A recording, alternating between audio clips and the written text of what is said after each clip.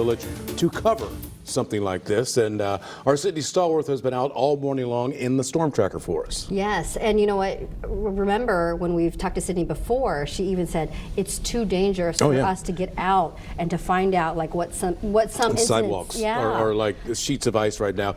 Sydney, where are you now and what are you seeing?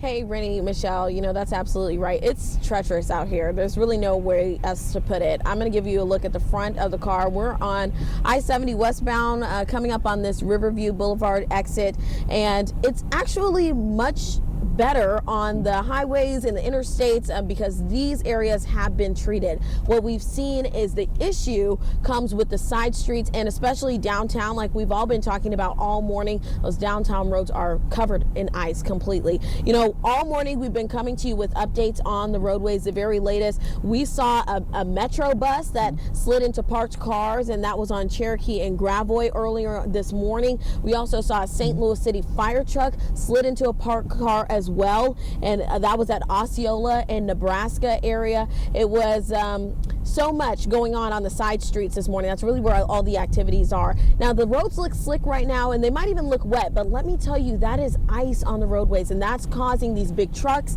SUVs, even cars to slip onto the shoulders, slipped into parked cars. We even saw a pickup truck on Nebraska as well that was crashed into some parked cars. Now this morning we did get an update when it comes to Metro Bus. We saw that Metro Bus was slid into some parked cars on Gravois and Cherokee. We do have the latest update as far as their activity. Metro Bus in Missouri, those routes are temporarily suspended until it's safe enough for the buses to be on the roadways. The side streets are untreated and they're slipping and sliding. Over in Illinois, routes 2, 4, and 5.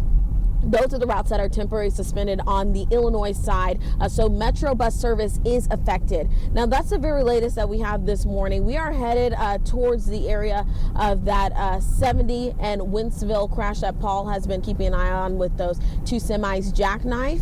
And you can take a look at some of that video right now.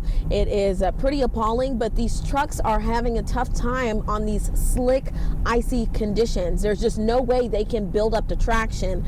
So that's what's causing some of these jackknives and some of these slidings into parked cars. That's the very latest we have from inside the StormTracker. We're going to continue to bring you updates this morning. I'm Sydney Stallworth, 5 on your side. All right, Sydney, you and Eric Voss, be safe out there.